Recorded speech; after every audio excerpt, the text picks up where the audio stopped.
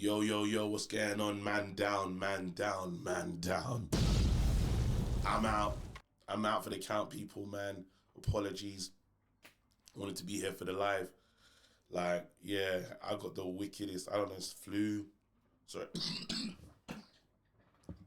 I ain't feeling good. Your boy's down.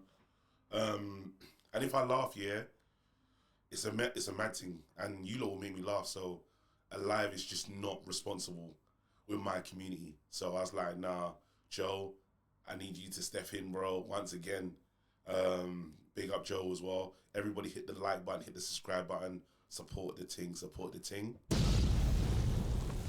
I got to talk about Sir Jim. I got to talk about Sir Jim because there's a few things I'm going to talk about. I'll talk about Sir Jim, definitely. I'm going to talk about Southgate and the media exposed, yeah? And just, you know what I mean, where this club is going. But we'll start with Sir Jim, man. Sir Jim has been saying things. Every time Sir Jim's popped out, yeah, and spoken, I've liked what he's had to say. Literally, like, you finally have someone that is saying the right things and asking the right questions. He mentions Real Madrid and he says, Man United spent $1 billion. Real Madrid has spent like 200 million net. Yeah? Look at them and look at us. And they built a new stadium. What in the, like, that's everything you need to see. That is the sign of true failure. That's a sign. He says, we don't have any players worth 100 million. These are like, these are big admissions to make. These are big statements. Sorry. But finally, someone is actually saying that's in the club. The fans have felt this way for a long time. The fans have said, look, we haven't been run properly. This guy is finally realizing this is not just a managerial issue. This club, the foundations of this club is poor. And we need to set new foundations so we can compete. And the key thing that I'm loving him saying is he's talking about Real Madrid. He's not even using Man City as the benchmark. Real Madrid is a mad benchmark to make. They are proper successful. That's like a real big club. And that's what he wants to restore us into. Because there was a time when it was like Man United, Barcelona, Real Madrid. That was it. That was how it went. And we've fallen off that heavy where we're getting into games against Brentford away and saying, bro, can we even get 3 points? That was unheard of in Man United's pomp in Man United's time.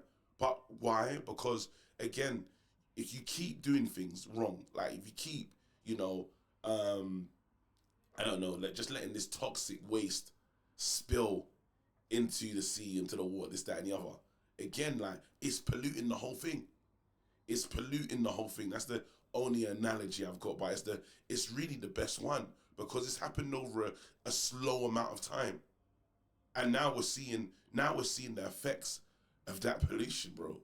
We're seeing the effects when not only like we're talking about Anthony, we're talking about Carrington, we're talking about serving raw chicken, we're talking about no one's thought about, well, how do we upkeep this club? Where's the maintenance arm of this club? There has been none. No one's thought, that should really change. If David Gill can say that's been there since we left, wait. But then if you have owners that are not coming to games and don't see and don't feel the embarrassment of, because they was at that game. They was at that game when there was leaking, and that's an embarrassment. That is a big embarrassment. You can't, as a big club, that shouldn't happen. And finally, we've got people like, it's like a gas, fuel, and all this other stuff, Ineos. Their plants can't look like this. You know what I mean? Like, this is so anti what their situation would be. Brosnan and that they can't allow it to be like that and for the business to run okay. So now they're doing the right things, asking the right questions. And I think for the first time, I'm stepping back in this transfer period and saying, you know what? I'm going to trust what these lot are wanting to do. I'm going to trust them. That's it. I'm going to trust, because before we had to talk, we had to get upset because we couldn't trust. There was no football people in positions. There were just people that were just squandering, worrying, like going to meetings, to sign players, like, but coming home with no player. You wasted your time and ours. Frankie de Jong is a clean example of what a waste of time. What a waste of time. All the sounds from the player, I don't want to play for you lot. I don't want to play for you lot. It's like we're trying to drag him to Manchester. He doesn't want to play for us. Stop trying to, like, we got to learn. And finally, I think we have learned from these things. I like the players that, like, again, I'm interested in what's going to happen with Casemiro. I think something will happen in that one, because now when you're starting to hear the stories of what happened with Casemiro's breakdown and stuff, and you know him leaving straight away, not getting to the party, you know, there's a lot more going on there that we didn't really understand.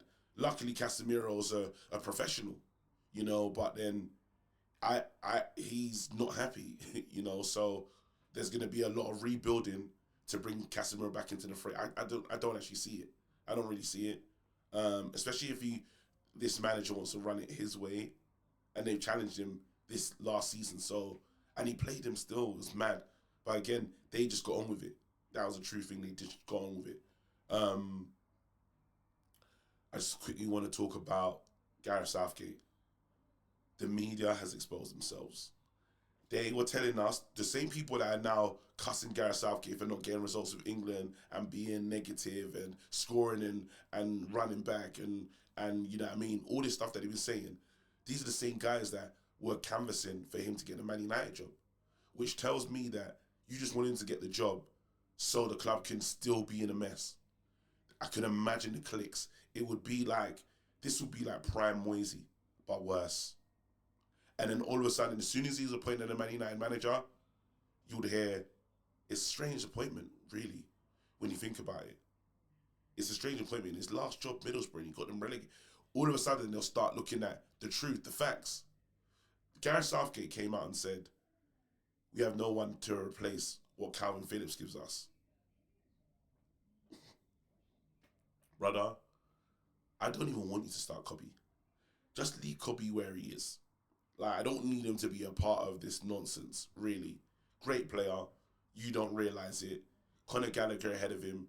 Insane. But I get it. You feel we need some biting injection. The continuing with Trent, bro. You have Cobby, who could be a generational player, and you're playing a right back in his position. Mad. Mad. It's mad. You know, that is mad. You know, even Klopp didn't. Klopp would use it sometimes. Klopp knows Trent ain't no damn midfielder. It's not. You know what I mean? He would have played him there consistently. Didn't. Why? Because that's no position. I have real midfielders that do that job. We're gonna now say that Southgate is more innovative than Klopp. Come on, let's be realistic here. You know, it's a joke, and I'm glad that these guys who have been calling for this guy to be our manager have exposed themselves. Listen, I don't know where England end up, but I hope now it's put to bed. This can never be Man United's next manager. I hope it's put to bed immediately. I know we're doing our due diligence, talking to different managers and stuff. That one, absolutely not. Absolutely not. Stick with Ten Hag. See what he can do. See what he can build. And even if you decide Ten Hag's not your man, definitely not Southgate. Whatever you do, not Southgate. Yeah. Anyway, people, thanks for rocking me, man. Don't forget to hit like. Don't forget to hit subscribe. Obviously, shout out to the community. You guys are amazing. Peace.